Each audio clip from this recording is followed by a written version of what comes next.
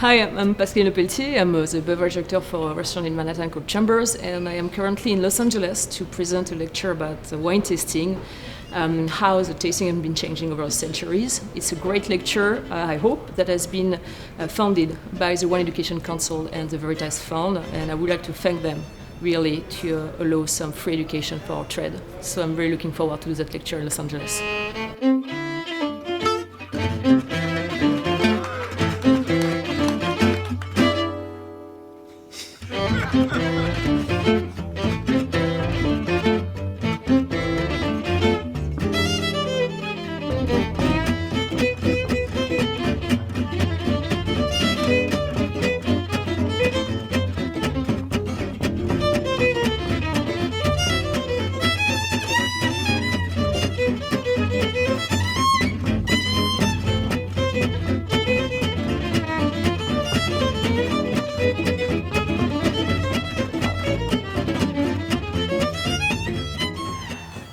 Thanks, John, thanks, Marnie, and thanks really the Wine Education Council and the Veritas Fund for allowing me to be here today with you. I'm very, very happy. I haven't been in LA since a long time, and it's really hopefully going to be a great morning for all of us, tasting wine and exchanging about hopefully one of our favorite subjects in the world. So I'm going to lead you through a tasting and a seminar today. We are going to start by the seminar portion, which is going to last roughly 40 minutes.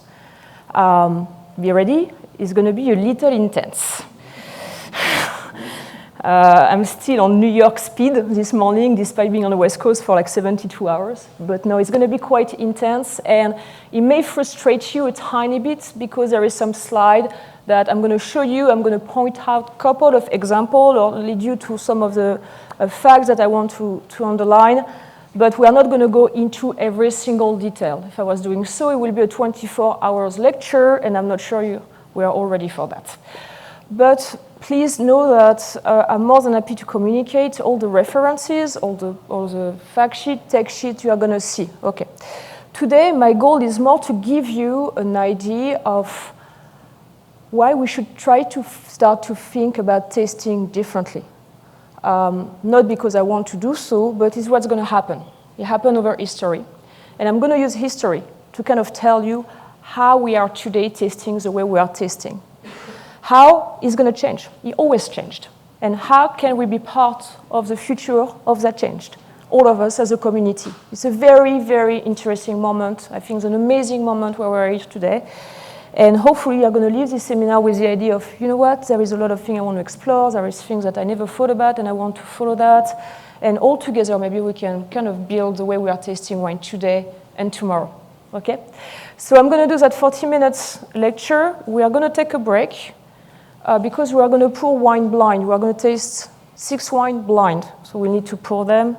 Knowing that the 6th wine will be poured a little bit later. So you see there is some strange tools in front of you. We are going to use them for tasting. So we'll ask you to leave 10-15 minutes maximum, and then we'll come back and I will take you through the blind tasting of the 6th wine. I would like really you to try to take what you know, but also to indulge me a little bit and to free your mind also. We are going to really try to experience things a little bit of a different way.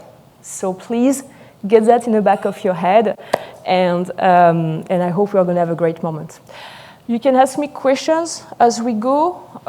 Maybe we can try to keep them for the end, and I think also we can try to keep them for the tasting portion, because what I'm going to tell and explain during the seminar, we are going to just make it as a live experience during the tasting. Okay, so if you have specific question on some of the tasting rig we are going to work with, maybe just for the sake of feeling how it works, we'll keep that for the tasting portion. If okay with you? All good? Yep. We go? Ready? It's going to be really intense. Of course, I'm going to do that in French. No, more seriously, if my accent is a problem, I'm going to be talking quite fast. I'm very excited about what I'm talking. As I'm excited, I'm going to speak faster. So if there is really something that you don't get, please raise your hand. More than happy to repeat and try to make myself take my best American accent. So, okay. So that's me. I didn't change too much. The picture on bottom right was taken during the best sommelier in the world competition where I went to represent France, and me in a cellar. So I've been a sommelier for roughly 20 years, working with my palate as my main tool and my brand as my main tool. And I've been realizing, especially pre and during COVID and especially post-COVID, that I never really thought about the tools that I was working with since 20 years. I was kind of thinking that was a given. I went to sommelier school, I did the MS, all that. And, I've just been tasting, following some grids, and just working with my peers. And I never really realized that. I never really thought about what is this really to taste. We got COVID, you smell not as well. You start to try to think about how you feel about wine, and you realize that, you know what? Maybe it's time for me to try to take a moment and to try to see what are the tools I'm working with as a person in my job on a day-to-day basis. I don't have a scientific background, I have a human science background, but I started to just try to take a stop and think, maybe I'm not totally aware of my tools. The tools are in two ways. The tools that we are working with, in fact, it's the first and the one I'm not going to discuss today because it's way too much of a big issue, and I'm not a neuroscientist, nor a physiologist, not a person specialized in cognitive science, is ourself. We don't really know ourselves as a taster. We start to know. There is a lot of research happening right now, and I'm going to go into a bit of some of them, but it's very complicated.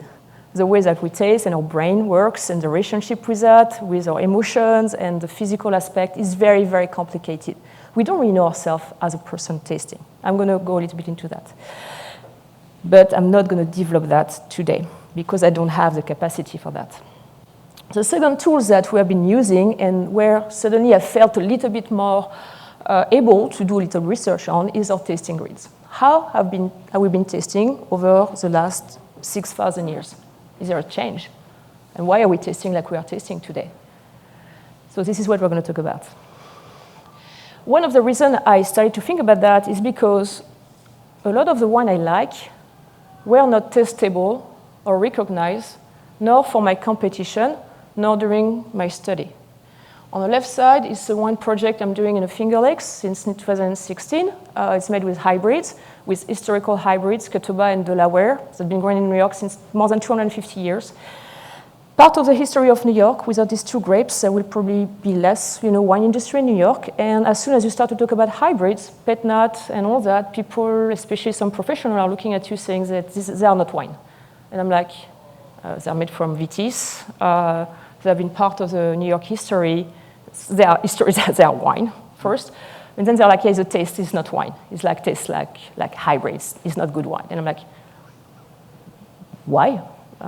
Tell me why. Because of the taste, the aromas. I'm like, yeah, but it's not a taste that you like, but there's still wine, So I started to feel like that's not really, there is a problem here. On the right side is a little lineup of Chenin Blanc, where I come from. I've been drinking Chenin since, as you know, in France, since 6 months old. So I start to know pretty well Chenin Blanc. And out of these bottles, if you're again to some education and all, probably only half of them will be considered testable, typical Chenin Blanc. I'm like, hey, I know all these producers, I know all the terroirs, I've been following their work since I don't know how long. For me, all these wines are extremely typical of the place, the Chenin, in this environment. They should all be considered valid expression of the Chenin. Why isn't some of them you don't find they are typical or standard? So there is also a problem here. So in my daily work and what I was drinking and what I was pouring at the restaurant, there was something wrong with that. And we all know that in France we start to have the crisis of the AOC. So I was like, there is really a moment to try to think about why this wine are not considered wine. Who is deciding about what is a good wine? What is a good wine? What is, in fact, quality? What is a quality wine? And I started to investigate a little bit this idea. Who is creating the grid and the parameters that tells you that this wine is a good wine? Probably, as we know today, there is an analytical testing, and we have enological standards that are telling you that the wine is sound, is technically sound. But is it a good wine? Sound, good, does it make the same? I'm not sure. So I started to think about what are the tasting grids we are using? What are the parameters? And behind that, because I'm a philosopher, I know that there is somebody that is deciding to create the drinks. They are not an objective truth. They are coming from someone that has an intention to make that a standard. So who are the experts that decide of the quality and the parameter of quality? This is a lecture that Jamie did here, and I think that was what Jamie is doing right now is exactly that in a slightly different way, and I really encourage you to watch this lecture that is available online thanks to the Wine Education Council. Jamie has been asking this question about the idea of fault in wine and default. Who is deciding that that one is faulty or not faulty? According to which standard? So I'm not the only one today trying to think a little bit about the grids that we are using. So I'm going to take a slightly different approach than Jamie, so I'm not going to talk about wine fault. My approach is going to take you to a history and a genealogy of, go back. A history and a genealogy of the tasting grid for you to understand how we have been tasting wine since 6,000 years, how that changed, and who made the changes. Okay, so kind of make a little bit of that genealogy and perspective to tell you that we can make some changes and they are going to happen. Okay? This is part of a book I wrote. It's going to be in English next year. It's called 1,000 Vine. And what I'm taking right now is a chapter of the book. Okay? Couple of disclaimer. This is a work in progress. I'm really giving you where I am right now, how I'm thinking about deconstructing my way of tasting to reconstruct something. I just don't want to deconstruct. I don't care about deconstructing. What is very important is to construct or to build something new after. Okay, you burn something, but then you rebuild. Otherwise, there is no point of some burning. I'm a sommelier. I'm not a neuroscientist, I'm not a historian, so my perspective is me reading the work of other scientists. So bear with me if there is some specialist in, like, I don't know, Greek anthropology. I apologize if I say something wrong. I'm not a specialist. It's me reading the work of scientists. I have a French perspective because I'm French, but it's also because a lot of the actual work today made on the subject are done in France. At the University of Beaune in Burgundy, at the University of Bordeaux, there is currently a lot of researchers working on this question, and they are the ones that have been publishing the most scientific work. So this is why I'm using this perspective, is just because they are the most active right now in the research. You do a little bit also at UC Davis in the sensorial analysis department, but the work is not as easy to find or accessible than what I could find in France, which, by the way, is available in English because these are academic papers, so you have them in both languages. And as I say, I'm not going to take the neuroscience aspect of that part because it's not my specialty. Okay? So I'm not going to talk about that. This is an illustration of my book. I'm not going to talk about how involved in the brain and how complex is the experience of tasting and how multimodal it is and how we are just starting to really understand that and which part of the brain is working and activating and all. You can find a lot of research on that. I'm not going to go into that. I'm not going to go into the fact that our tongue, we are starting to continue to discover that in our palates we have some specific captors and some of them sensory ability to detect some savor and flavor, and we are not all the same, and there is like biological diversity. 25 captors for bitterness, which means that bitterness is one of the flavors that we have the most variation amongst us. One only for the sweetness, so there is less variation. We are discovering now we may have a captor for umami, we know, but maybe for magnesium and calcium. So there is a lot of stuff happening. What you just should know is like your tongue is like an extremely powerful tool, the way that your nose is an extremely powerful tool, but we are all physiologically different. Okay? I'm not going to talk about that. This is kind of a little curve of the sensation of the different flavors when you are tasting wine, that the acidity is first eating your tongue while the umami is lingering. That when you are talking about saltiness in a wine, it doesn't exist. We should talk about salinity because it's linked to protein and amino acid and umami. That's a lot of study happening right now, but we are starting really to focus on how we are really physiologically tasting wine. Extremely interesting for us to understand better what we are putting in our mouth. I'm not going to talk about the language of wine. It's a very complex subject, the linguistic, the cultural aspects. I'm not a specialist in that. People start really to work on that subject, but just for you to know, this is another parameter that you need to consider when you are tasting wine. What is your background, which vocabulary you're using, and so on. This is just two approaches, for example, to describe wine. The work for Hélène Truckenbrand that you probably know, on the left side about the Corison wine, and on the right side, this is something done in 1990 by an enologist in France, a very, very, very famous enologist, one of the most kind of important. And he worked with an artist to try to describe Chateau Musard 1995, and he did a very specific analytical testing, which is a little text. That text was transferred into that chart with the classic acidity, bitterness, and all that. That is scored. This was transferred in color. The artist created a specific pattern of color, and then at the end, he painted on a cork piece what was kind of the ratio of the color, and it became an interpretation of Chateau Musard 1995. So there is a lot of things happening today to kind of express how wine feels and how you can communicate about it using language and images and all that. I'm not going to talk about that, but just know this is a parameter you need to have in the back of your hand when you are tasting wine also. So the work I'm going to show you right now is really based on the work of this gentleman. His name is Olivier Jacquet. He's an historian and he's based in Beaune. He's worked for the UNESCO chair about the human science of wine. There's a lot of things happening in Burgundy currently on that subject. And Olivier did this very great lecture, unfortunately it's only in French, about why, his point was the wine changed so much in the 20th century. If you're lucky to have been tasting some wine from very old vintages, I know it's not easy today, but from between 1890 to 1920, if you are able to have a little experience of this kind of wine, they are very, very different than what we are tasting today.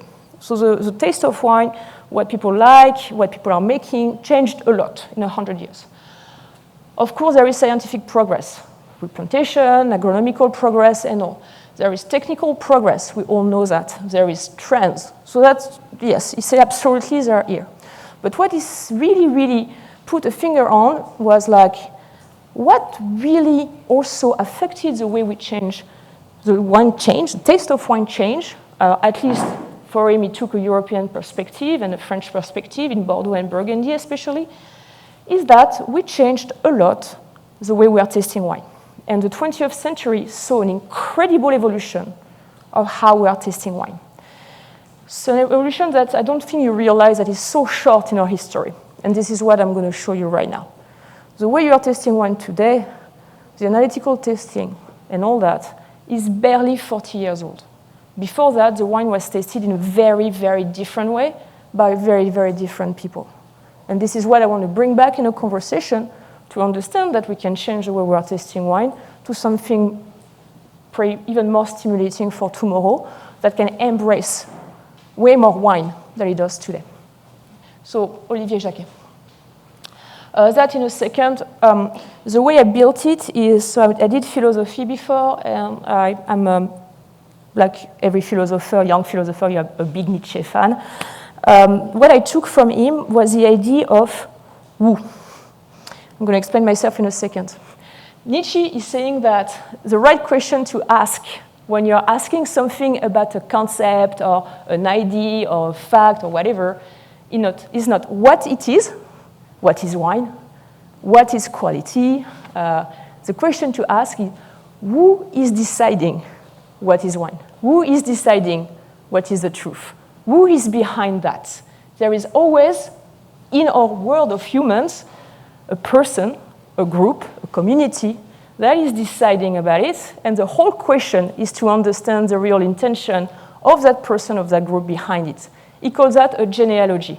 So what I've been doing is a genealogy, where I've been working with different scientists and research papers. We are going to develop them. Take the grid they were using, how were they tasting wine, but behind the real question is who were the people that were tasting wine like that and build these tasting grids. That's the who. So it's going to be breaking down for all the different period of time I'm going to talk about. I'm going to talk about the context, who is behind it, which type of vocabulary were they using, And what were they looking for in wine? We can't cover everything, so I'm going to go really through the ones that are underlined on this chart.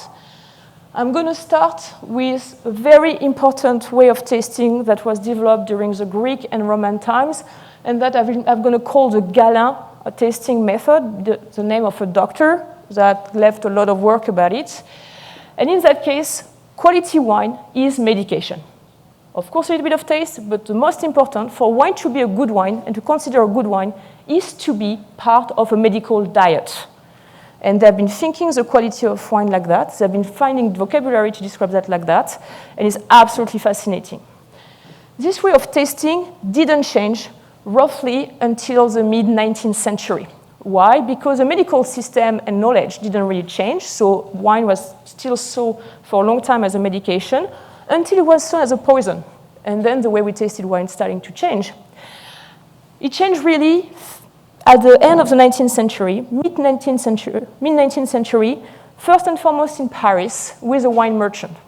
When the wine merchant were the ones that were in fact selling wine, not the producer, nobody was bottling at the estate. All the wine was sent to Paris, and there people were blending wine, and they were blending wine, quality wine, according to what they call a geographical brand. Think about a brand, I'm going to say Pommard.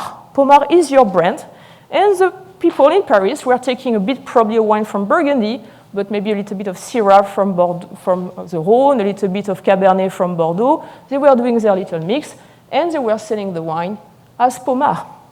They didn't really care where the grapes were coming from. It was a brand. To do so, they were tasting the wine in a very specific way. Things accelerated extremely fast, as I told you, in the 20th century. First, thanks to a new profession that appeared at the very beginning of the 1910, 1920, which is the enologist. Before, you didn't have any enology. You have a little bit of chemistry. They started to discover the yeast and all that. Sommeliers were not pouring wine. They were kind of bottling the wine in their restaurant. There were faults in the wine. There was fraud in the wine. There had all the problem of the phylloxera. So a new profession got created to try to understand and make wine as something sound without any default. Wine, suddenly a quality wine became something without any technical, chemically designed fault. Quality wine. That really lasted for, and is still lasting, since the 1910s, 1920s. That happened in Bordeaux and that happened in California. At the same time, what happened in the 20th century, creation of the Appellations in France. Quality wine was a wine without any fault, but it had to come from a place. They had to find a way to justify that if we start to create an appellation like Chablis, a wine needs to taste like Chablis. It doesn't taste like Meursault. Quality wine became something that needed to have what they call a substantial quality, which is when you taste it, they taste like a very specific typicity or standardization. That was extremely, extremely, extremely complicated to achieve. It looks like evident for us, but it was absolutely not. That was a big, big change. End of the 20th century, we started to have diffusion of the wine knowledge, more scholarship, more diploma, MS, MW got created, and all. It became a real industry in terms of buying, selling, critics, and sommelier. And wine really became quality wine, became a typicity. The wine, your Sancerre, you have to taste for blind tasting, had to taste according to a very specific typicity. A new grid was created for that. The excess of agrofarming and the excess of a lot of the evolution of enology led, roughly in the 1990 to 2000, 2010, to what they call awakening of the terroir. Suddenly, certain producer in the world started to say, no, my wine with a terroir expression doesn't taste like this wine coming from here, but it has been like so modified in the cellar and the farming is so bad that we are not the same wine. And that's the beginning of a new way of tasting, that how do we taste the place? And it became the geosensorial tasting that has been developed by some different type of producers starting in the 1990s. And where are we today? Today we are in a very, very interesting moment because quality wine is becoming not something without any default, not something that is also just coming from a place, but we are really considering wine as a holistic experience.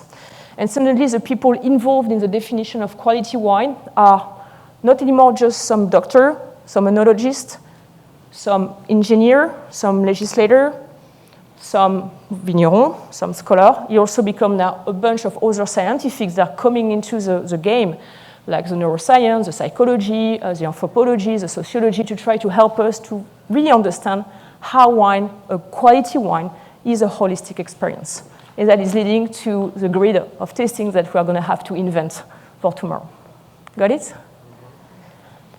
I'm going to go into the grid. Ready for that? So, the first one I'm going to mention is the Greek and Roman way of tasting. This is something I discovered thanks to the gentleman in the bottom left, the one on the right, the young one. His name is Thibaut Boulet. He's from the Boulet family, which is a very, very famous estate in Chavignol in Sancerre. So he has been making wine for 14 generations. Thibaut happens to be the son, and he's taking over the vineyard right now, but he's also a doctor in Greek history. And he has done some of his research about the way Greek were farming and tasting wine. So if you want to read about that, there's a great, it's a 15 pages paper called Wine Appreciation in Ancient Greek, where I'm taking a bunch of the information that I'm going to tell you right now. So why it's so interesting?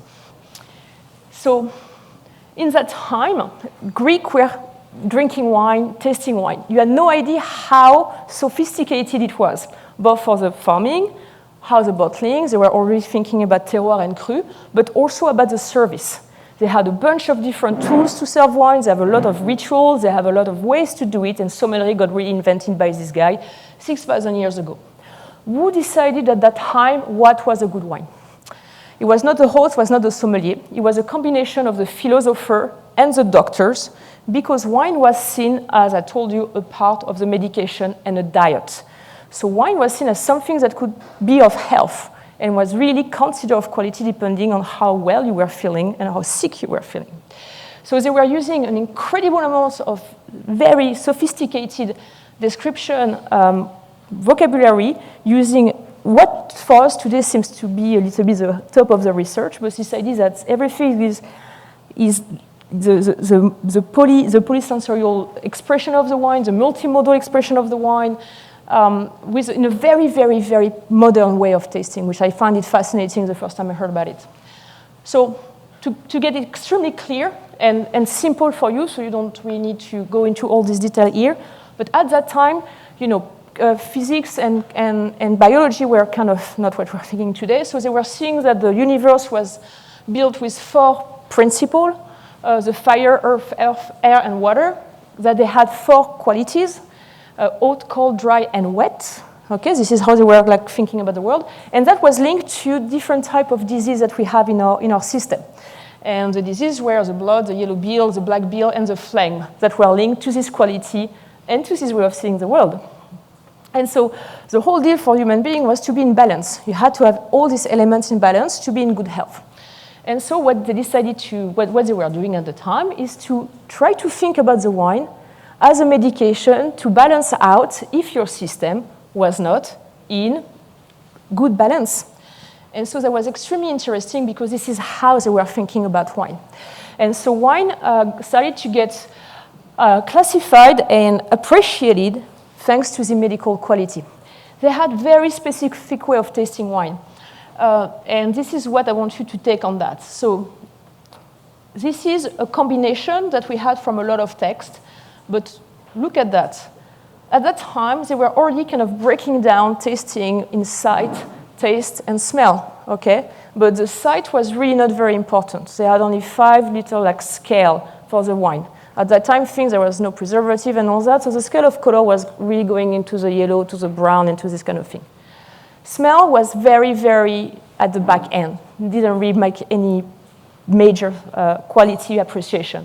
What they were looking at is if the wine was smelling good or bad. But what they were really looking at was the taste and what you have in your palate. And that developed an incredible amount of vocabulary to talk about the wine in its consistency, its strength, its pungency, that was leading to its therapeutic quality. It's an amazing amount of how you appreciate wine with your palate. So the number one sense for wine tasting at that time and for a very long time was not the sight, was not the nose, was your palate. And they developed a whole vocabulary for that. So this is a little very short extract of the tasting grid. We are going to taste, and you are going to get, when we are going to taste a wine according to the Galen system, a way more developed tasting grid when we are going to taste our wine number 1 according to the Greek system. Okay?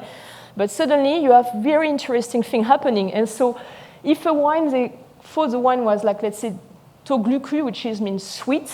So on the right side here, that's the Greek, that's the Latin, that's the French, that's the English.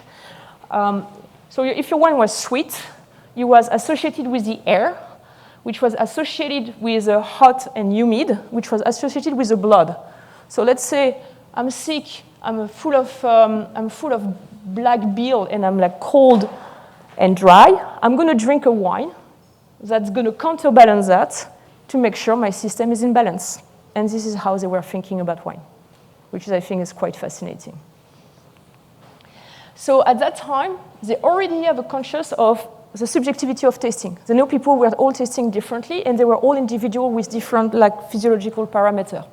They really thought that tasting was a one-dimensional continuum. So you don't have a beginning, a middle, and the end in a wine. It was really like a lingering evolution of the quality, which is what we know when we are tasting wine. It's just not part by part. It's really like a lingering evolution.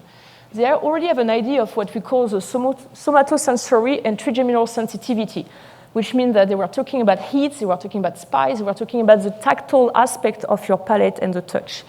And that everything was kinesthetic, so all the senses at the same time, plus what you have in your brain, and proprioceptive. So also there was an idea of internal feel, especially coming from the guts, which is today one of the big research that people are making in wine tasting, is how your guts health is influencing how you taste wine.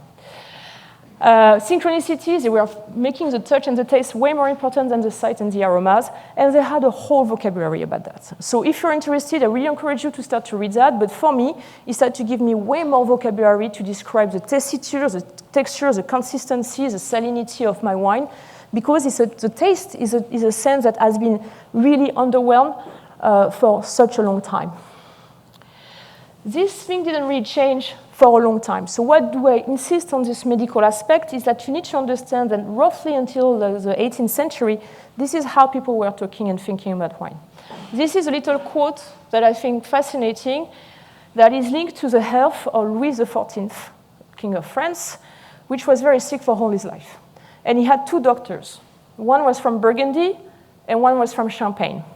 And what his doctor from Champagne is telling him is that he shouldn't drink Burgundy wine because they are not of quality, not because of the taste, or a little bit, but because, and it's in the quote, there is flooded configuration and unequal part in the wine that is leading to a tear up of the pore of the organ when they are not yet dulled. So it's basically telling you, don't drink Burgundy, the taste is not great, but it's going to make you sick. On the other hand, the natural balance of Champagne wine is way better for you, sir, and that should be what you should drink. So quality wine until that time was still linked, which is quite late, to the medical value of the wine.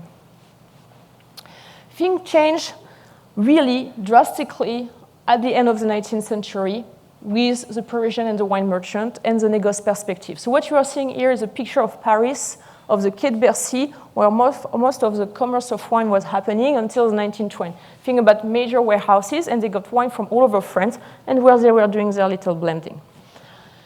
What happened at that time?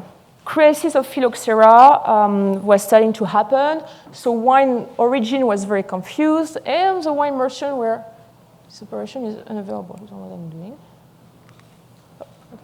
And so really the idea of quality wine was in the hands of some negociants that were considered of very high quality. They can pull out some wine that has a very good taste that was based on what I explained you a little bit earlier was a brand. So all the deal and how things were done and what was a good wine at that time was geographical brands, marque géographique. But to do so, they had very little tool and they were really looking at very, very little thing. This is what they were using to assess the quality wine at that time. They were using a tas de vin. Sight and smell were not interesting at all for them. A little bit, yes, the sight. This tas de vin just allows you to see if the wine is hazy or not when you put a little bit of wine. We'll see that because we are going to test wine out of tas de vin. Smell, You can't smell really anything. So aromas didn't really matter at that time. But what mattered was what was, again, in your mouth. All the tasting was happening in your mouth because the tasting and the structure of the wine, what was they needed to understand to be able to make the best blend. Blending a very powerful tannic wine with something with more acidity, with something a bit of sweetness, to make their brand wine. The Pommard was more structured than the Volnay, for example. Some of the caricature or subjectivity ideas we have about appellation dates from that moment of time. This merchant were like, this is how we are going to kind of describe a place. What is very interesting at that time is that this is a tasting read of a merchant in 1825, and this is how they were tasting wine. If you look at it, there is almost no descriptors about the nose, about the site, but quite a lot of descriptor about the texture. Okay? So they were really using mostly the texture. But they had very, very, very little to no vocabulary. Almost nothing. How do you want to describe when you don't have the word? You all have that feeling. You know, when you are smelling something and you know you want to describe what you are tasting, and you know how hard it is, and you are repeating the same word over and over. Think about at that time, they had almost zero vocabulary about the texture, but they have also zero vocabulary about what we call collective sensory canon. What is a collective sensory canon? If I tell you New Zealand Sauvignon Blanc, you are going to say what? Cut grass, jalapeno, citrus, passion fruit. Okay, these are collective sensory canon. When we are saying that to each other, we understand what we are talking about, and we can associate that, in that case, to a style of wine. At that time, they had nothing. A little bit of hazelnut for Meursault, a little bit sometimes of violet for Bordeaux, but that's it. They didn't have any aromatic thing. It was extremely complicated to describe wine. They had some word called taste of terroir, but at that time, taste of terroir was terrible. It means that it was tasting like dirt and it was no good. So you have to understand that 100 years ago, we had no vocabulary almost to talk about wine, even with a professional with very little amount of tools.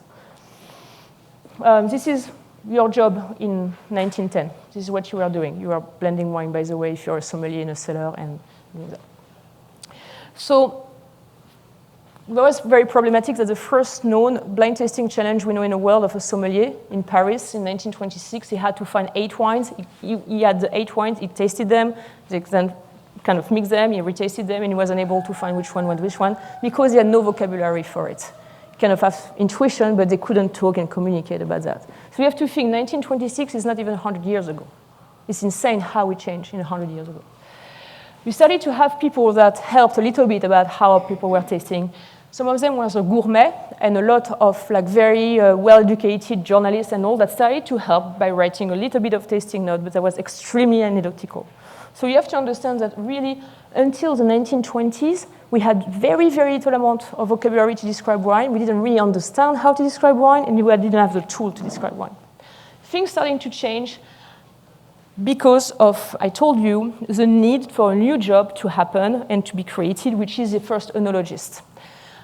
Wine production exploded. We had the phylloxera, more wine were made, and we still didn't really understand why some wine were turning, were becoming vinegar, were becoming faulty, and all that. So the chemists started to get into the cellar, and they decided to create a new profession called the enologist. And this profession and job started to be kind of simultaneously in Bordeaux, and a couple of years after here in America at UC Davis. Their goal was a good wine has to be a wine chemically sound. And they started to develop the first tasting grid in the 1930s, 1940s to kind of assess how sound was the wine. The people that are behind that are in France, Émile Pénaud, that totally transformed the Bordeaux way of tasting, and Ribeiro-Gaillon, and in the US, Maynard Amerine. This is a quote from Amerine that is very interesting. This is a late quote of his life, but it was kind of how he thought about wine all his life. That there is 2 ways of tasting wine, that he starts to talk now about sensory evaluation. It's no more tasting, it's sensory evaluation, and this is what he's going to talk. He said, the tasting, there is a romantic approach, but it's very subjective, and it's like variation, and it's valid, but it's not interesting for us because we're really looking about something more objective. What he's looking for is what he called the classic approach in 1983, but that really was a new approach in 1940, doesn't care about external matters, and he seeks to discover the underlying reason for why a wine is good or bad qualities. So not the pleasure, but is really going into analytic, objective tasting. If you are interested by that, you can go on YouTube, and you have all the lecture of Amerine for free. They are fascinating from the 1950s, and it's really explaining you his methodology. It's unbelievable what was already happening in the 1950s in UC Davis. And so this is what we are starting to taste wine in the 1930s, 1940s. We start to see an analytical tasting grid, very basic, based with points and score. And that grid kind of lasted for 30, 40 plus years. Got a little bit developed, but that's it. And suddenly, the vocabulary, and especially of quality, started to disappear, was not really developed to the scoring, to the grading type of appreciation of wine. So we moved away from words and quality words to move to numbers and to start to score wine with numbers under a very analytical approach, where suddenly the appearance and the aromas start to have way more, as much importance as what you have in your palate. At the same time, something very important happened in France, which is the creation of Appellations. The merchants were very, very powerful. The merchants, you have to understand, they didn't want the vigneron to start to bottle their wine. They didn't want to start to have people saying, this is Volnay in my little plot of Volnay. They wanted to continue their Volnay mixed with everything. Big fight, big lobbying, and the AOC system kind of won because there was very wealthy people and very connected people in Burgundy with the politics in Paris. And this guy said, this is the way we have to go. We have to create this idea of a little piece of land as a taste. This is an appellation. And this is how we need to now structure French wine and the quality wine. So the beginning of the appellation. There was just a big problem with that. Is that how do we talk about, how do we define, which vocabulary are we going to be able to say that that tastes like Meursault and that tastes like Chassagne-Montrachet? Remember, there was zero vocabulary at that time. So the idea was fantastic, but they didn't have the way. Like you could put 5 wines, people tasting, they could say they are different, but they couldn't really tell you why this one tastes like Meursault or why this one tastes like Chassagne. It's very complicated. A lot of trials, and it's money behind it. You have to think that if your little piece of land, think about champagne, it tastes like champagne, but the plot next to you doesn't taste like champagne. It doesn't, so it's out of the appellation.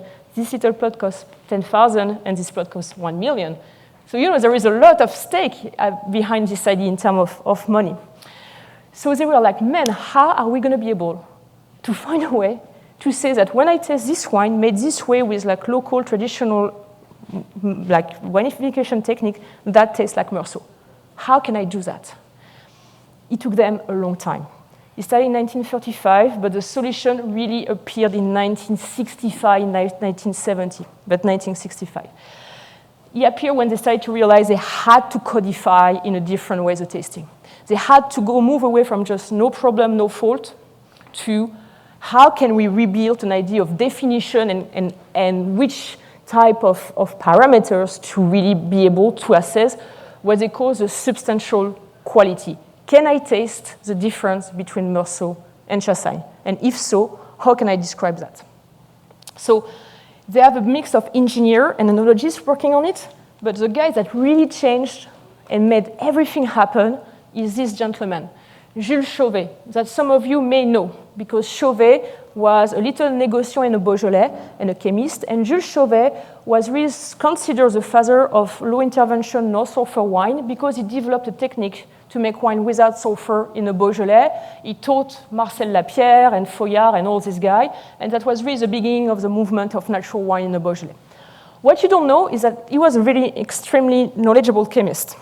And he's a guy that said that we can describe the wine by developing way more the aromatic compound. He was trained also he went to train as a perfumer in Grasse.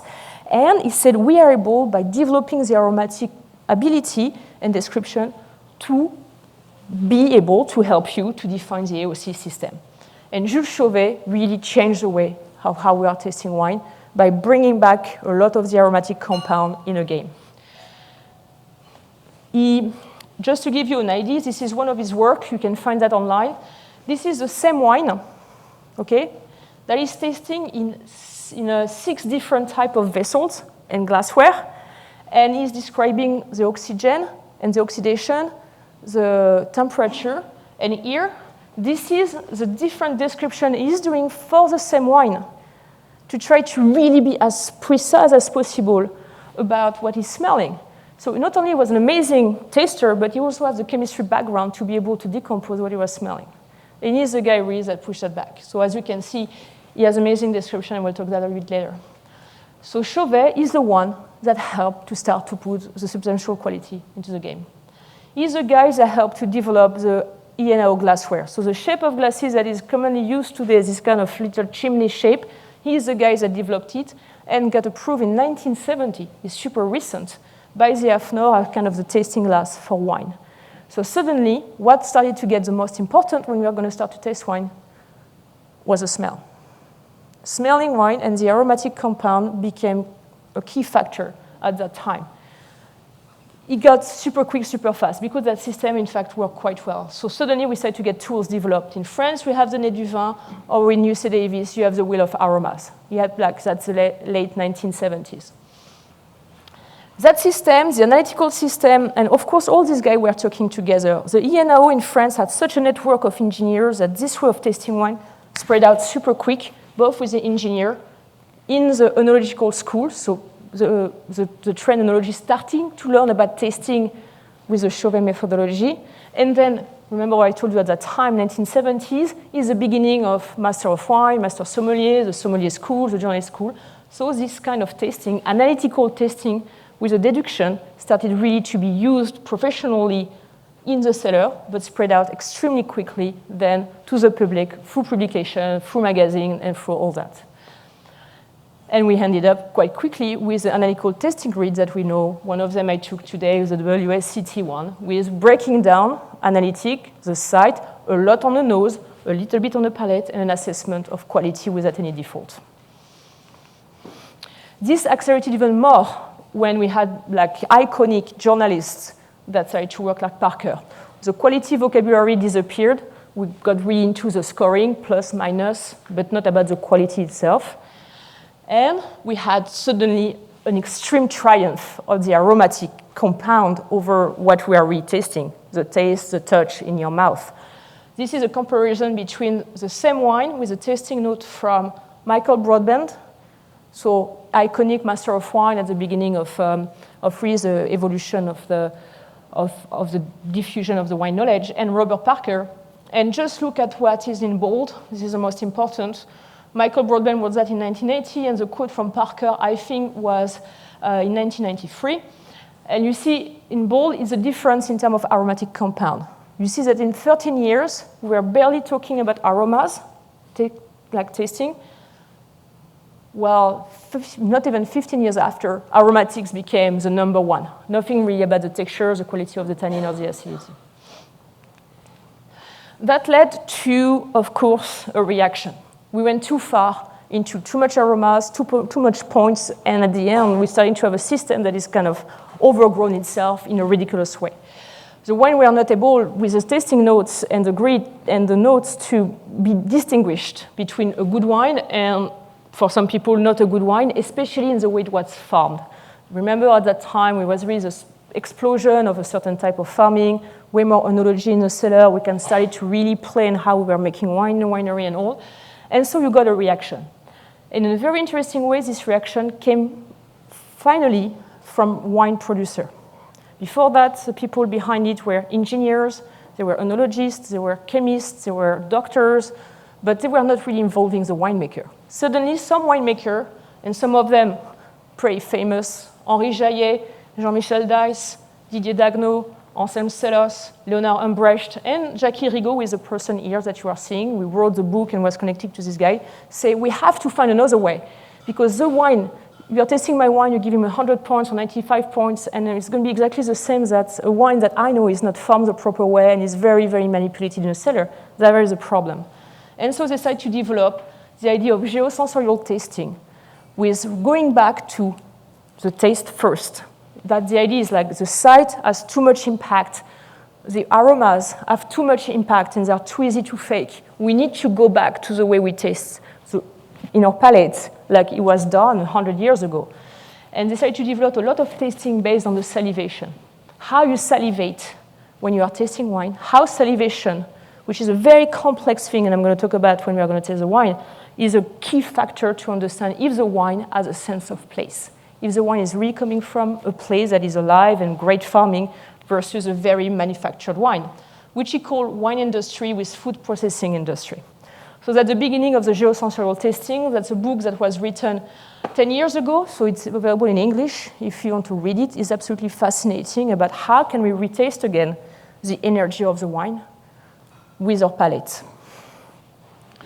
So tasting the wine with the idea of texture, shape, and energy, understand the limit of the sight and the smell, and going back to what the Greek were already doing, thinking about the trigeminal, the feeling, the heat, the way that the touch in your palate was so important, using the saliva and using a multimodal vocabulary. So we go back basically to some of the parameters that the Greek were also already using 6,000 years ago. So we are going to taste today wine using the geosensorial tasting approach. We can't develop it because it's very, very long, but I will go with two main parameters when I'm going to taste one of the wine. So where are we today? Today, I think it's very, very fantastic what's happening today, because now things are really accelerated. Wine entered the university in multiple ways, first enology and then the chemistry, but now is also entering all the neuroscience, the psychology, the cognitive science, because wine is such a fantastic product to explore. It's the most pretty complex food and beverage thing we can put in our body. It's hyper-stimulating. There is more 10,000 compounds, and it's an amazing research object for all these guys. So this is what's happening right now. You have a lot of work being done. We are just at the beginning of all the collusion being the research, but we are in a process right now to move forward just the analytical testing, which is very useful but limited, the geosensorial testing, which is a new way of approach, and where are we going tomorrow with even more science from different fields coming into the game.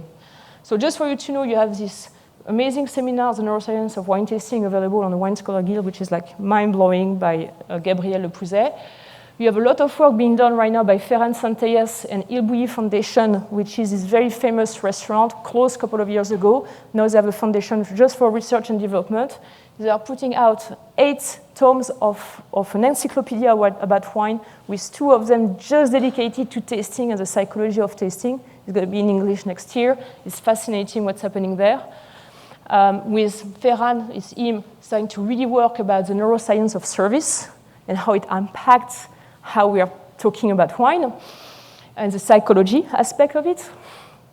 It's what's happening right now in Bordeaux with a lady really leading the sensorial analysis panel and looking for holistic approach to wine tasting. So Bordeaux is doing that, which is, when you think about it, Bordeaux is probably not the best, like the region where you will think about it, but there are a lot of research happening there. This is the first tasting grid of natural wine. It's been created in Switzerland by the enological school of Switzerland, so a very, very serious school. With that, they had Pasclilne, which is a scientific specialized in sense and smell. And with the Natural Wine Association, they developed a new grid to appreciate natural wine. And this is in French, you can find it in English, but they are giving a lot of points here to the palate, very little to the sight. They are agreeing with hazy wine, for example, less to the nose, and they're also giving now a score for the pleasure and the hedonistic moment of experience that the wine is giving you. They're also tasting the wine over a certain amount of time, and just one sweet shot. They're redeveloping a methodology of how to taste this kind of wine. This is happening. This is in enological school in Switzerland. Franck Thomas in France is doing now a whole training system for sommelier and cavist, all based on the geosensorial application. So there is a lot of things happening. It's a little bit like isolated, but there is people researching. So that's the end of the seminar just for that portion. What do we take from that? I think it's important to know where we come from, to know where we go. I think it's important to understand that what we are dealing with in wine, there is no objective truth. It's been always subjective, and it always changed. It's never been fixed. We have been changing. The world of wine has been changing. Our appreciation has been changing. Today, we are in a kind of, we know there is a little bit of a problem. There is conventional wine, natural wine. We can really talk to each other. It's very complicated to like have a real dialogue. We don't really have the vocabulary to taste really well some wines or to explain them. So it's time to create a new tool. The tools that we have, they have limits. Where do we go from that? We need to understand better how we taste. I think, I don't know how I taste. I'm very serious about that. I've been testing for 20 years. But what I'm learning right now about the neuroscience, what I'm learning about my body, my brain, I really need to relearn how to taste, which is what I'm starting to do with studying in Bordeaux and working with them to understand better myself. I need to understand my tools. I need to understand which parameters, where are they from, who have been creating them, what is the goal of that. A technically sound wine doesn't express the place, but it's a perfect wine you can ship around the world for a very like market-driven kind of wine. Is it a wine? For me, this is an alcoholic beverage made with fermented grapes when it's too processed in a winery. A natural wine that is vinegar is vinegar. It's not wine. Wine is in the middle and should express a sense of place that makes you feel different and have your body, your mind, and your brain feel an energy, feel something that you know when you take a glass and like, that's good, and I'm going to be very happy drinking that. Bringing back the emotion, bringing back the hedonic pleasure on top of that. And it goes way behind the wine, because behind that, when you start to really know how to taste, I think you are also starting to realize that there is different way of farming, different way of agriculture, or feeding ourselves, or having a healthier relationship with ourselves. So it's a way larger problem we can tackle right now, which is how can we have a better relationship with our environment and a win-and-win with the product we are consuming. And that is really the big challenge of it. It's not to be a better taster, it's to be able to share wine and products that we think are most expressive, because there is a win-and-win relationship with the environment in which they are produced, which I think that's a real big challenge. So overall, a more holistic approach, subjective, but we can create methodology to decrease the amount of subjectivity. We can start to calibrate ourselves when we start the tasting. We can start to do some tasting read where we know that we are just going to talk about that and not talk about that, just to kind of very minimize the subjectivity, but it's possible. And I think that is extremely important right now to be all part of it, to start to read about it. It's happening everywhere. And it's going to really be, I think, accelerated in the next 2-3 years. There is so much stuff in the pipe that you guys are going to kind of taste differently wine in 2 or 3 years, which I think is super exciting. Voilà. Thank you.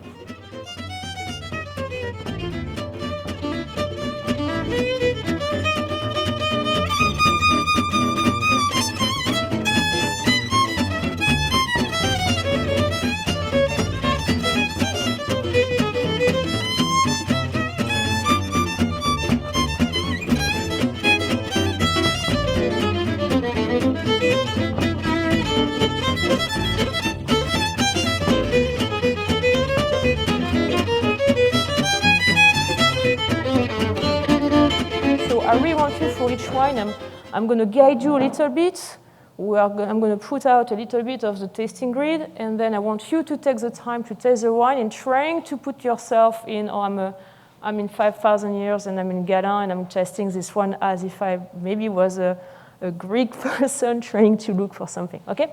So you have in front of you some already printed grids that are more here to help you. The goal is not to fill everything, it's more a little guide. You can take them home with you. Marnie will be able to email them to you if you want. And all. We are going to start with the one that has some blue like that. I apologize, it's very, very tiny, teeny.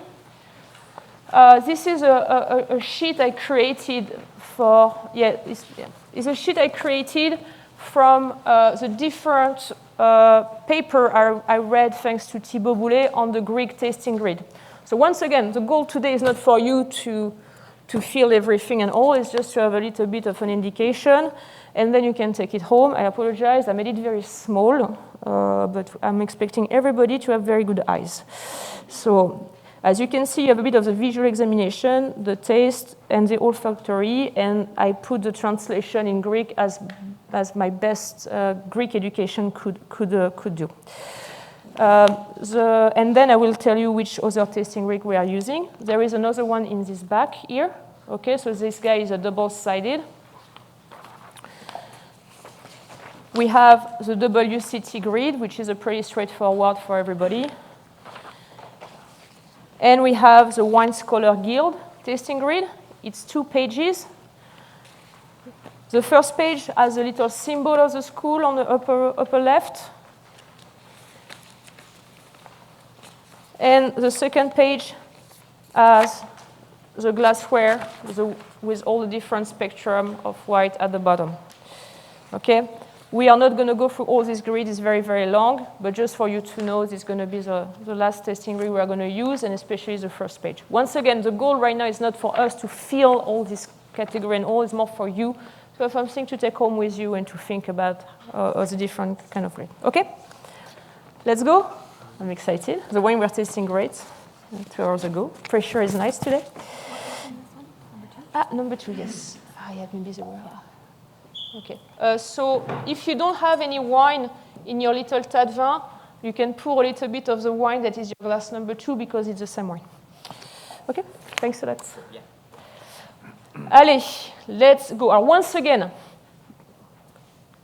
the goal is to take a moment for ourselves to taste in a different way. So take away, keep in the back of your mind the way you have been learning how to taste, but really take a moment to try to break down a little bit these grids to hopefully discover something else.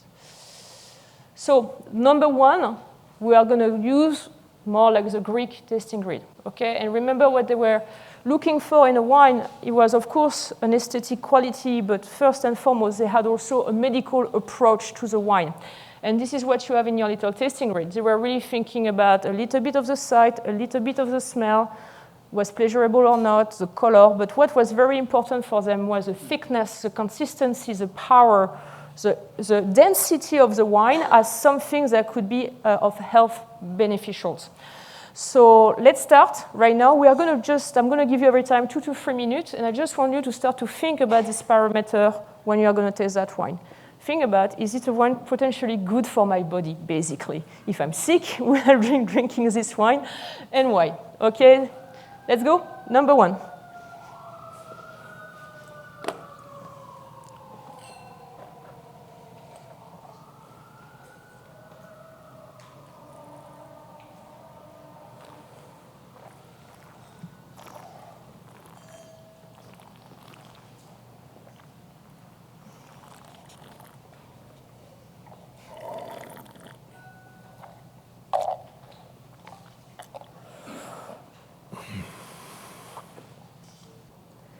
Oh, good?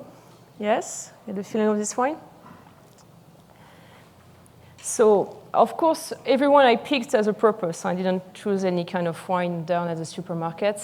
There is an intention behind everything I'm doing right now, which is interesting for me with this kind of wine. And if we are talking about the current criteria of what people are looking, if I told you about a dry white wine, we are probably at the opposite kind of the spectrum. There is a lack of fruitiness. We are more in this exploration of the world of oxidation with aromatics that are quite subdued and very complicated to explain because they are in that world of what often is almost considered even to default today. That's more like tertiary, oxidized, not very fresh kind of aromas. Right now, with a lot of people, I'm sure it's like you, in my restaurant, people are everybody wants like crisp, white, fresh white wine. This kind of what's considered good, but also lower alcohol wine is probably healthier for you, and so on and so on. I think here what is very interesting is this wine is definitely not the most aromatic wine. The site already is showing a little bit of evolution and kind of will be already dismissed by quite some people about having not the highest quality. When you taste it, which is the most important for me for this wine, there is an incredible amount of density, an incredible amount of viscosity, an incredible amount of power. There is a finish that makes you really think about some compounds that for me you find in some of the most delightful ingredients. We are finishing with that umami, kokumi, kind of very satisfying finish. That salinity is there. And you almost feel like you are getting some suck, like thinking about a reduction of a broth, a sauce, something extremely nutrients, which I think this one is kind of showing. This is a very dense, rich, fooling wine, which is kind of, I think, today a little bit of an old ball for a lot of people when you are pouring this kind of wine, and they don't know. I picked this wine because I think this wine for me could be what some of our Greek fellows a couple of millennia years ago could have think about the most nutritious wine. That could be hot and probably dry. Once again, I haven't been able to, the texts are not the ancient Greek texts are just little pieces and details we can find. There is no one treaty. We can only imagine what they were looking for. And in your tasting grid, I will be with the one that will be highly qualitative because of its nutritional quality, which I think is quite paradoxical from what we are thinking today at what a quality, light, healthy wine would be. So we are starting with that, and I wanted really to introduce you to this kind of, I love this wine. I think it's an absolutely fascinating wine. There is so much, this idea of nourishment has been something I've been bringing more and more in my own tasting. This idea of finishing with this idea of minerality understood as of that salinity in the back of my mouth, which is for me a symbol of a lot of amino acid, a lot of probably other minerals like magnesium and calcium, which is people are really doing some research right now, but minerality is something incredibly satisfying, whereas alcohol is secondary in terms of the balance of the wine. Once again, if you were going to a more like classic tasting grid, probably balance will be high alcohol, even too high alcohol compared to the rest, which I think is absolutely untrue when you have the whole energy and holistic approach of this wine. So, is there anybody, I know I told you not to find which one I've been pouring, but do you have an idea about where we are here for this wine? I picked a wine that I think was a trace of the past. Greece? We are in Greece. Yes, we're in Greece.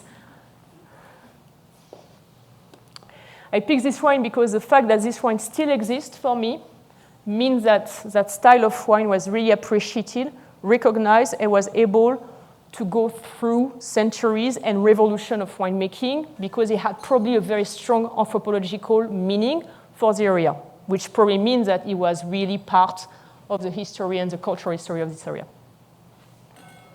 Ready?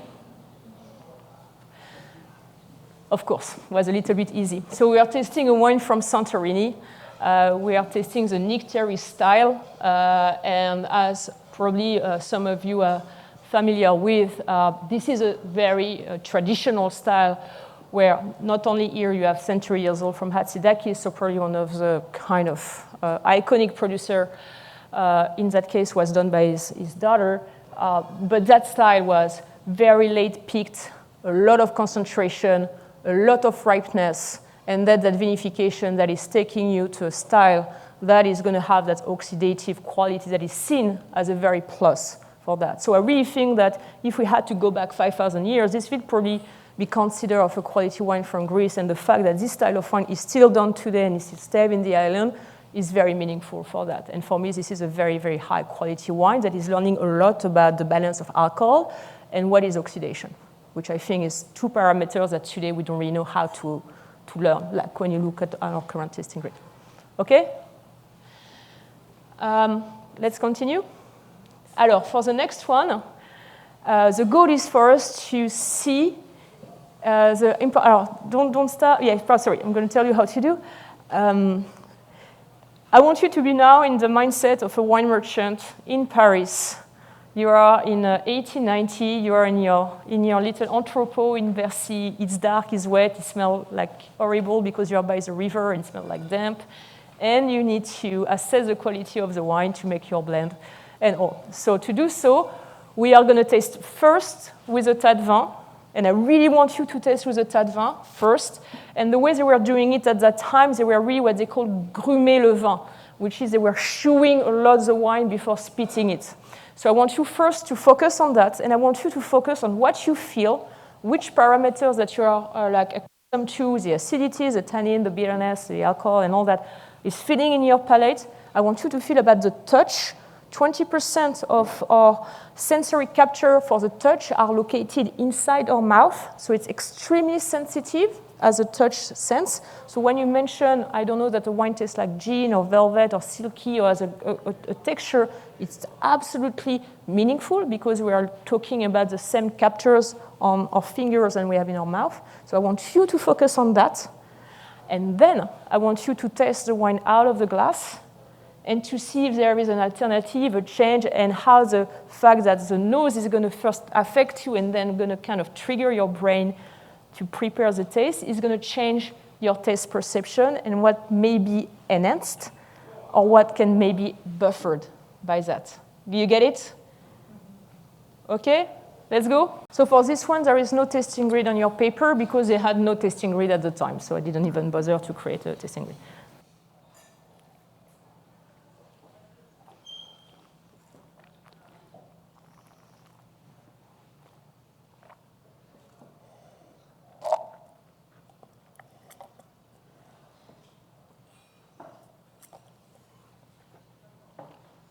Do you feel a difference? Well, today is not rocket science. I haven't done a protocol of research and all that, but we are more going into like opinion this morning. I personally feel a difference. I personally feel that when I take over the tas de vin, acidity is secondary. First, the wine is hitting my mouth a little bit more in the back, so it's quite complicated and to know the captors, but you know the map tongue that you may have learned is totally untrue, and it doesn't work like that. So forget about that, but still with the tas de vin, maybe the fact is a little bit more in the back. I'm more focused, or my body is more reacting to the tannin and to the feeling of the tannin quality of the wine.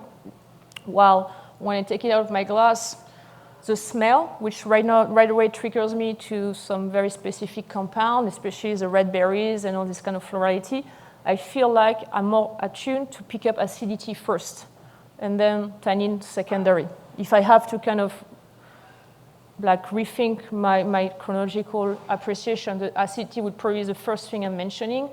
Well, tannin will be the second one. Maybe you remember very briefly, I showed you a charter at the very beginning of the lecture where we see a curve about the different flavors and how they are affecting us in their timing. So the wine should have affecting us exactly the same way. Acidity should be first and disappear quite quickly. The tannin are building up.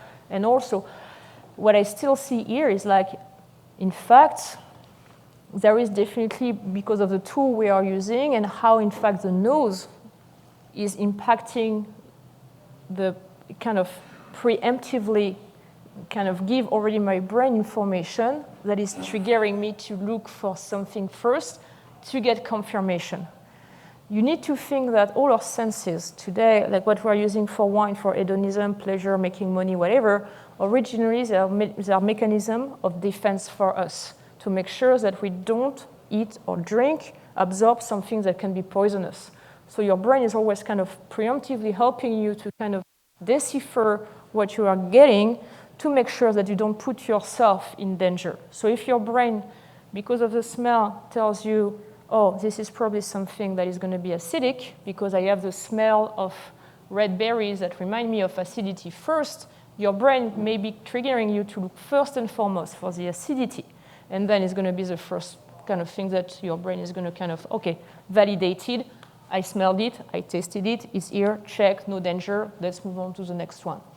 When you do the one with like the palate with a tas de vin, I think we get more the tannin. Tannin are dangerous for us. It's something that the salivation is helping us to balance out, and I think that is definitely triggering you in another direction. And suddenly we're paying attention more to the tannin that may be a little bit more a problem for us. So what you need to think is like your body, what we are using our brain and tongue for, our palate and our nose, for our pleasure, is first and foremost a mechanism of defense. So we need to kind of play also a bit with ourselves to manage to not have our brain trigger us into things like that. And I think starting to taste with a vessel like tas de vin for me, which I've been also doing at the restaurant, and Matthew, right? Yes. I've been also doing in his restaurant, has been helping me a lot in terms of appreciating a wine without being totally right away.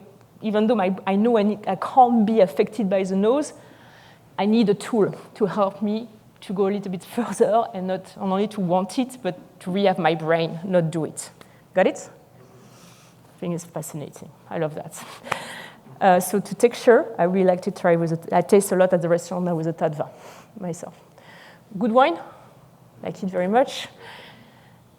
Okay, so the wine I picked was, I had to pick a Burgundy, of course, because Burgundy is where it was done, and one of my really favorite producers over there. So you were tasting a Philippe Pasclilne Lepeltier 2019, so definitely work with the whole cluster. I think the tannin are very important and interesting in this wine, a very pretty aromatic links to the winemaking.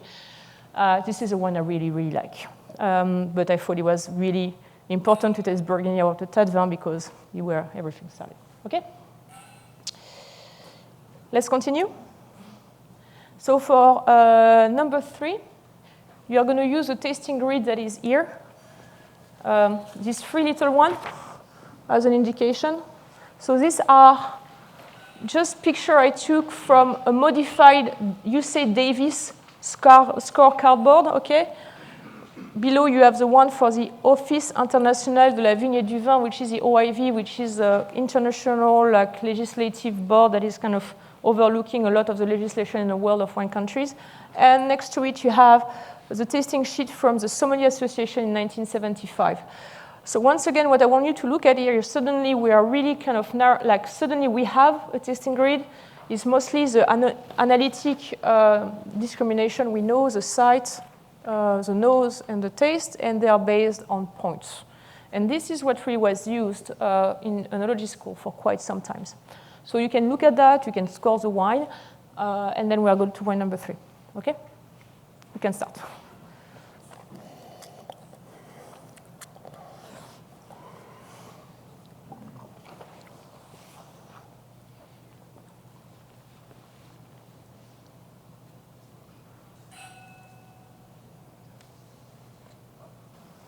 Okay, I think it's a pretty straightforward wine. So if I was to judge this wine according to this tasting grid, I will really look for my no default kind of wine. And appearance will get a great score. Color, we're also probably going to get a great score. It's just the evolution of the rim and all. The bouquet, yes, there is complexity of the bouquet. You don't smell any kind of technological fault. Total acidity. There is some acidity here. Which one? There is acidity, sweetness, but it doesn't matter because it's dry. And overall, so I think this wine, if I was to grade it as a technically sound wine, would probably be standard, if not superior. At least there is no default in this wine. This is a grid that has been used quite a lot, but does it really tell you a lot about the wine? Not really. Huh? And does it tell you where the wine comes from or give you any kind of ability to describe the wine in a way that you may think where the wine comes from? So this is where you understand that the grid that was used at that time in the enology and universities, they were not enough for the people in France, especially when they wanted to start to talk about the appellation system, because you couldn't really have a structure, a grade to be able to describe the quality, the substantial quality of a wine coming from a certain place. So this is why you see this is a grid that has been used, that has a very important utility at one point to really move away from the kind of uncontrolled chemistry to go to something without any default and to make the wine entered is a more standardized idea of production for a certain idea of quality. But that was not enough. Do you like the wine? So any idea about? Doesn't matter. So what's going to matter is I'm going to show you after. So what you are tasting right now is this wine. You are tasting a very classic Bordeaux. You are tasting Château Bechevel, the second vin, 68 Cabernet Sauvignon, 32% Merlot, a wine that I didn't put the score that they had in 2019 for this wine. But, you know, Bordeaux has been quite influenced by the technical scoring according to certain kind of grids. So why didn't I pick this wine? It's because I couldn't get this wine, but you're going to have an idea of it. I couldn't get the 1946 Bechevel. John, what did we do? And why did I want to get the 1946 Bechevel amongst certain wine is because I wanted to be able to have you, or I'm going to read that, to make you understand what Jules Chauvet brought to the tasting and the evolution of tasting, because this is, I'm going to read it to you with my amazing French accent, so bear with me for that. Read with you the tasting notes that Chauvet did of the 1946 Bechevel in front of, if I remember well, it was a professional fair happening in the 1950 or something like that. So it was at the beginning of the research of Chauvet, but this tasting note is just absolutely incredible. Are you ready? So He says, the wine made mainly from Cabernet Sauvignon on poor, gravelly soils and siliceous soil with clay subsoil. So he's already talking about geology, okay, 1950. The 1946 vintage reflects in the red Bordeaux wines are very honorable, average quality. He's also very polite, very kind. Color, beautiful garnet color. So as you can see, color is quickly avoided. Look at all the tasting notes that he has for the smell. So strict sense of smell. So this is where you're getting from the nose, okay? Reminiscent of truffles, a fragrance from bottle aging, spicy and vegetal with green organs on the vine, aromas from vinification. So this is my translation, but he's using organs also in French, so I would assume he means stems on that. Resin, aromatic substance of the Cabernet Sauvignon plant, licorice or cashew, tonic brought by the plant or the vinification. Fine tobacco from the Orient, ambergris derived on incense, a scent of reduction that only appears by aging in bottles. Violet, the grapes are representing this fragrance, appears a slight emergence of rose that comes from the siliceous ground. And finally, a vegetal aroma of green organs of the vine, harmonic of 2, due to vinification. I don't know what that means. In French, I didn't even know what that means. But I'm guessing there is something about the quality of the tannin and the polyphenol coming from the stem. Overall impression or olfactory form. So he's still talking about the nose. Spreading, even blooming, limited, however, by the tannin component. This overall olfactory impression makes it possible to predict the flavor of the wine. That's all the nose. Then we're going to the palate, which is called strict flavor. So it's what you go by retrofaction in the palate. The wine spreads well in the mouth, but it recovers quickly by first impressing the tip of the tongue and almost simultaneously the bottom of the tongue by bitterness. Finally, the final shape is reminiscent of a crown or a ring. Gustatory smell, this is really like the aromas you get this time by retrofaction. Licorice, catechu, which is cashew, tannic, resin, violet. The conclusion. It is the olfactory impression which accompanies the sensation of form, which makes it possible by synthesis to conclude that the harmony of the wine is incomplete by the rupture of sensation of flavor, the emptiness of the crown, and by the dominated tannic, which eclipses the other components. This classy wine will benefit from acquiring a few more years in bottle. I think this is an absolutely outstanding, astonishing tasting note for a wine in 1950. I don't think we have to undermine the importance of someone like Chauvet to have been able to bridge gap between the scientific aspects, especially the chemistry of the sensory smell and flavors breakdown, to also someone that was able to put that in words and to change totally the way we are tasting wine. I wish I could write tasting note like that. I don't, but I think this is really when you had a switch, and the importance of Jules Chauvet in the 1960s in the change of how we taste wine can't be undermined. You realize the difference between that and the little tasting grid with a score. Okay? I think that's absolutely incredible. We're talking about soil, importance of the soil, vinification, aging, the shape, the form, metastasis, and using a vocabulary that is absolutely brilliant, that I think makes total sense with image and metaphor. Okay? So the work of Chauvet is available in English. It's a little bit hard to find, but it's absolutely mind-blowing. I think this guy should really be taught in sommelier school to be able to help us to taste better the wine. Okay, let's go on wine number 4.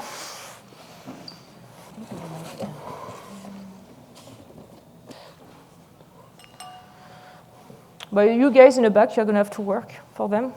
They're going to listen to you talking about the wine. What I'm trying to do here today is to tell you that for the last 100 years, a lot of different ways of tasting have been done, and they all had a purpose. They are all a tool for a purpose. We just need to understand what is a purpose, and the purpose may or may not be suited for what they are meant for. I think what we need to realize right now is like certain of the tasting grid we've been working with since a while may not be suited for the reality of the wine market today. They may be suited maybe for an introduction to it, which I think is the case for the WSCT. I think this is an amazing tool, and what they've been doing with the analytical and deductive testing has been fantastic, because it very quickly you are able to start to understand better how you taste and to give you tools that are easily understandable and shareable worldwide. And I think this is an incredibly powerful tool. Why is it a powerful tool? It's because we don't know how to taste. In France, the sense of taste hasn't been at all taught. I'm sure it's the same thing in America. Nobody's telling you what is really a good product or a good sauce. Nobody's like stimulating you the way you can be done with color or sound, of touch, where you are like in your school and you are just doing things.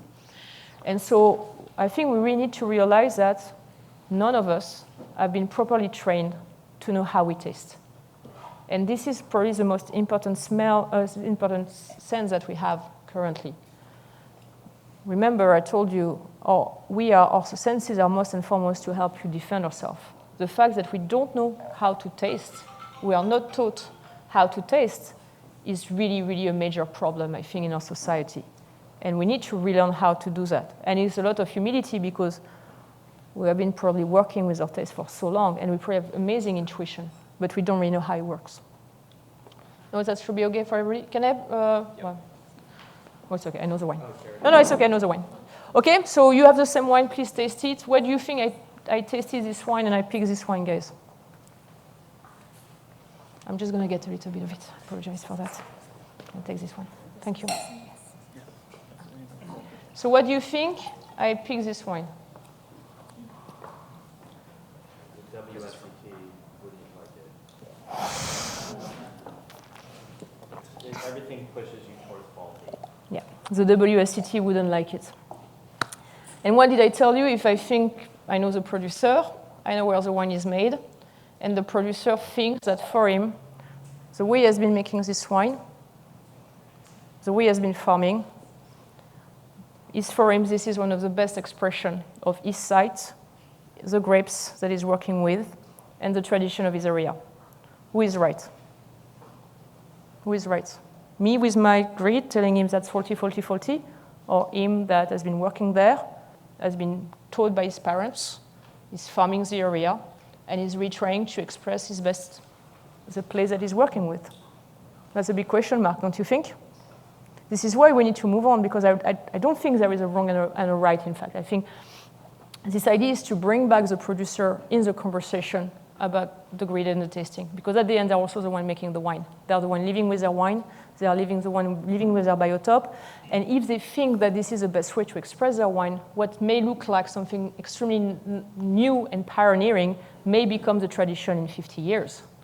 Think about what's happening right now in Jerez, when they are all going into like Palido wines that are unfortified and all the terroir thing versus the fortified one of Jerez.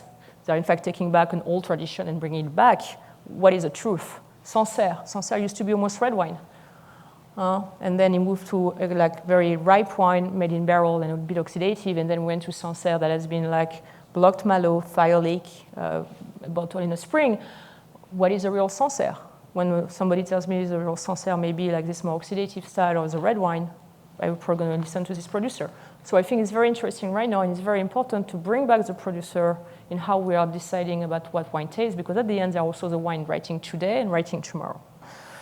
So yes, the wine will be probably not tastable in a lot of, but I consider this wine to be a very important wine made in Austria. This is Christoph Ork, that is based in Kemptal, and he has this very specific site, Muschelschlag, that he thinks this is one of the most interesting expressions of Grüne Veltliner. This one is very complex, extremely extraordinary farming, biodynamic farming, beautiful site. And to make this wine, he's using a different type of vessel. He's aging the wine. There is some floor, there is a blend, there is a solera, because he really thinks this is a way for him to best express the complexity of his place with Grüne Veltliner. I think I need to listen to him, and I think I need to intake what he's telling me from this wine and to learn from it. Yes, maybe there is a bit of acetaldehyde, maybe there is a bit of oxidation, maybe the wine doesn't show a lot today, but maybe this is me that I need to continue to learn how to distinguish what there is in a wine that I'm not trained for. And that is really important for us. Ready? Next one, because we need to speed up a little bit. So we are going to do a geosensorial tasting. Okay? Alors, for that, we are not going to taste through the whole grid. We are going to test wine number 5. And what I want you to just focus on is the first page of this grid. And I want you to focus on just the first three main categories, which is the first impression. Is the one disgusting, uninteresting, average, inviting, and compelling? Do you want to spit, swallow, or drink this wine? The energy of the wine. And the salivation. Salivation is an extraordinarily powerful tool. Salivation is extremely complex. You have multiple glands producing saliva. Saliva is here to protect you, to protect your mouth, the pH of your mouth. So as soon as you put something in your mouth, the saliva is going to react differently. If it's a lot of acidity, it's going to be more watery. If there is a lot of tannin, it's going to be more proteinic. So what I mean by that is, this is something I was never told to pay attention when I was tasting my saliva. I had to read the work of Gabriel and the Geosensorial to start to really say, wow, how is my saliva? Is it something that is protecting me? Is it something that is welcoming when I put it in my body? And I realized how much of a powerful tool it was to assess how the wine was made. And this is your first introduction to go back to something you do spontaneously, which is when you smell wine, you're like, oh my God, I want to drink that. So good. You all have that when you taste, like, even when you do like judging for whatever competition, you have this first reaction, I'm sure, but oh yes, I want to drink that, or I don't like that, but I still need to go for the analytical tasting. So that, I want that to become something that you are going to pay first and foremost attention when you're going to taste the next wine. So please look at just these three first parameter. Your first impression, which type of energy you feel in the wine? Is it powerful? Is it dull and all? And which type of salivation do you have? Okay, let's go. It's strange when you start to pay attention to the saliva that is left after you speak the wine out. Have you ever done that? Try again, let's say one number 3, and then go back to one number 5. Try it just for the fun, and just pay attention to your saliva between the two. I know it's a red wine, but pay attention how, if it's thick, if it's watery, if it comes quickly, if it comes like after a couple of seconds. Is it something reactive? And then go back to number 5 and check the saliva. And you can do that for every wine. It's an amazing tool. It's an amazing tool with yourself. We are all different, okay? So it's not because I'm going to tell you I start to salivate a lot. We all have a different gland reactivity, but that can become for you an incredible marker for how we taste wine and how you react to wine. So one number 5, interesting wine. So in terms of energy, once again, this what we are talking about right now, it's a work in progress for all these things. The calibration is going to be the hardest thing to do because we need also to, or as an individual, kind of be subjectively on the same page. So you have to understand we are right now talking about what's happening and we're basically creating history using new way of tasting. But if I was to talk about this wine, my first impression is this wine is definitely on the compiling side. And it's a wine that I wouldn't mind drinking. It's not a wine where my body is telling me, I just don't want that, I will spit it right away. So it's a wine I would like to drink. In terms of the energy, it's very thick, it's very big. It's like kind of right away you have that, but there is a lot of energy. When I'm left and I'm spitting, I'm not done with just the alcohol burning my chest. I don't have a feeling that I just want water right away. That feels like something very muscular that it still has a lot of dynamic to it, which is not necessarily what we're associated with this kind of overall wine. It would be high alcohol wine, a lot of glycerol, dry, a bit of phenolic bitterness. When you read that on your classic tasting read, you wouldn't think energy in the wine. But here I can think about a bunch of pairing, for example. I can think about an edgeworthiness to the wine. I can think about serving at different temperature and having a lot of fun with it. There is a lot of thing happening here. But my classic tasting read wouldn't give me that. And then my salivation. Overall, I have a very welcoming salivation. It's very thick and big, but it doesn't ask me to grab also a glass of water to kind of help my body to have that. And there is just a sensation of maybe it's because of the glycerol, I don't know. Maybe it's because of other reasons, the way the wine has been made, that I have something that is not, I'm not going to be hurt by the wine. It's what my overall feeling I have with that. So this is my perception of it. Maybe something a little bit different, but I think that definitely is an aspect of how to appreciate wine and to start to recognize yourself with it. So the wine I picked is a very specific wine, of course. Do you like it? A lot of things happening in this wine. I'm going to tell you what this wine is. And after that, we'll have to ask you to put your blindfold for the very last wine.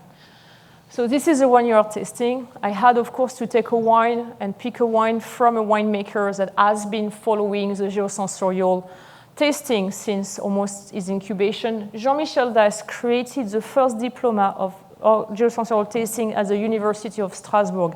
So you have to understand this was taught at university with specialists, both climatologists, geologists, pedologists, agronomists. Very important winemaker came to do some lecture to think about this new way of tasting.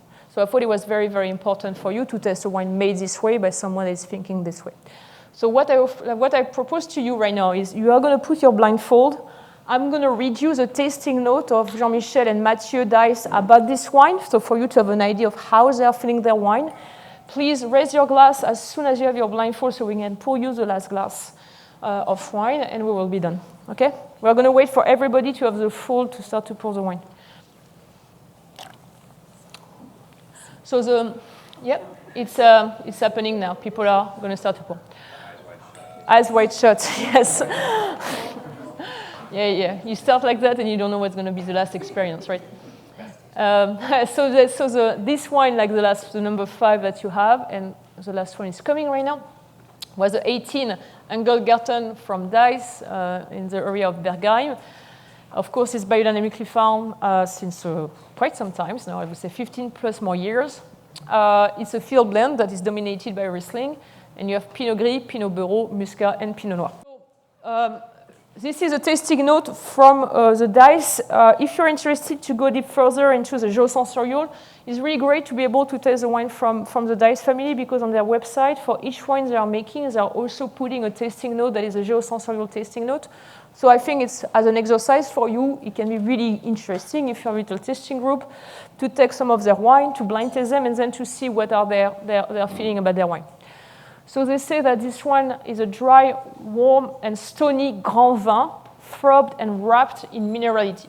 The Engelgarten is one of Bergheim's best-known terroirs. Its gravelly structure, the white soil, and its marked hydric deficit allows for great physiological maturity of the grapes.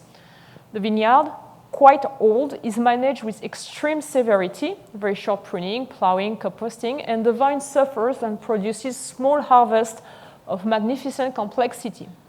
Tasted in the dark. So you have to know that usually the geosensorial tasting always happens like where you are right now, with a fold and in the dark. First, there is a mental landscape. And I really like this idea of mental landscape for my wine. I really think a good wine, a great wine, should kind of create into you a mental landscape. Either you know the area and you are kind of projected back, or you can visualize it in your head. By the way, in Bordeaux, there is a lot of work being done right now with visualization. The things that you do in sports, for example, when you visualize, you're a skier and you are trained in your brain to mimic the race you're going to do, so you do visualization. There is a lot of work in Bordeaux about how wine professionals are able to visualize the wine in such a way that if I tell you Sancerre Sauvignon Blanc, you're able to smell it and your body is able to salivate it as if you had the wine in your mouth. So I think that's fantastic what's happening right now here. So here you have a mental landscape of wine of warmth, light, density too. We're in front of an open circular landscape marked by a large field opening, a very particular photographic white angle side, and the colors are more earthy, brown, and shimmering. The mouthfeel is surprising. The wine cold, vertical, is going straight down, but is thick with width and strength, with a salivating dimension. It's rough, stony, as if one was sucking a pebble. And then the port or energy of the Engelgarten by the Dice. The information is long, intense, invasive, with a rough, dried, ribbed, very particular side. Some would say minerality, but stoniness seems to be more adapted to this wine of astonishing depth of construction. Noble bitterness on a sharp finish, suddenly in the empty glass, a great wine. So I really encourage you to go on their website. It's very interesting to see how they're talking about their wine. But here I'm really taking this idea of mental landscape of energy. Okay, everybody has the last wine. So for the last wine, is back a little bit doing a geosensorial tasting in a certain way, but no tasting really here. I just want you to take a second to taste this wine, not seeing it. You're going to see already even your sense of smell is affected by the fact you are not seeing it. and then taste it. I picked one specifically with somebody that is very dedicated to work with energy, both in his wine and in a farming. And this is more for you to try to, after this like a little longer than expected seminar I've been giving, to try to see if you are feeling the wine in a specific way, if the way we have been a little bit like, been introducing you a new concept of perspectives forgotten, if you can have a different relationship with this wine, and what we'll take out of it. And can I have some wine?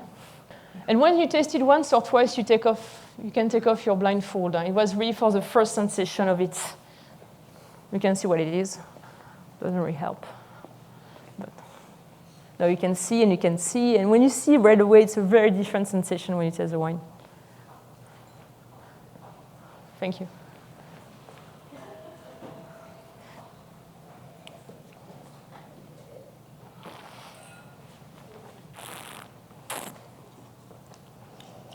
I wanted to finish with a powerful wine with oxidation, nutritional wine. I think this kind of umami, especially before eating. And by the way, Jules Chauvet was always tasting at 11 a.m. in the morning, preferably outside, because it's at the moment when your body is the most acute because you want to eat.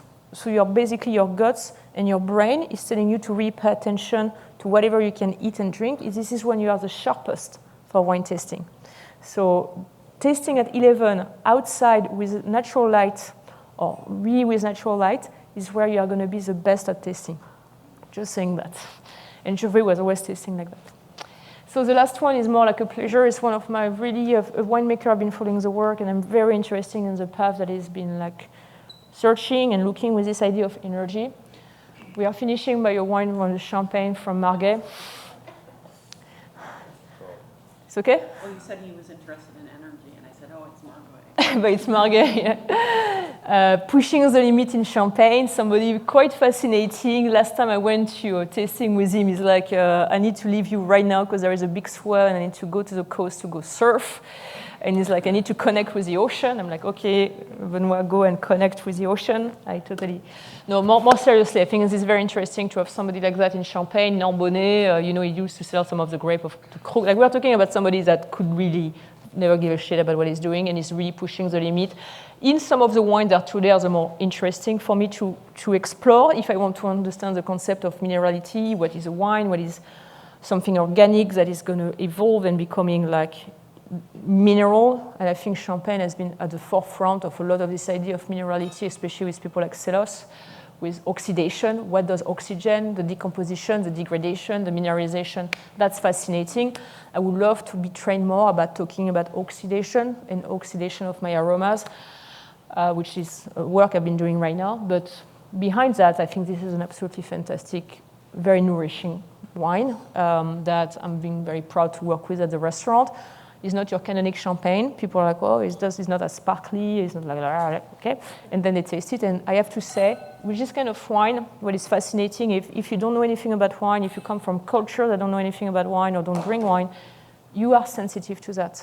And what I've been realizing is a great wine, it's a sense of place, it's a win and win between the grower and his environment, has been able to conduct that livingness into his wine, has been dealing with the complexity of life, putting in a bottle.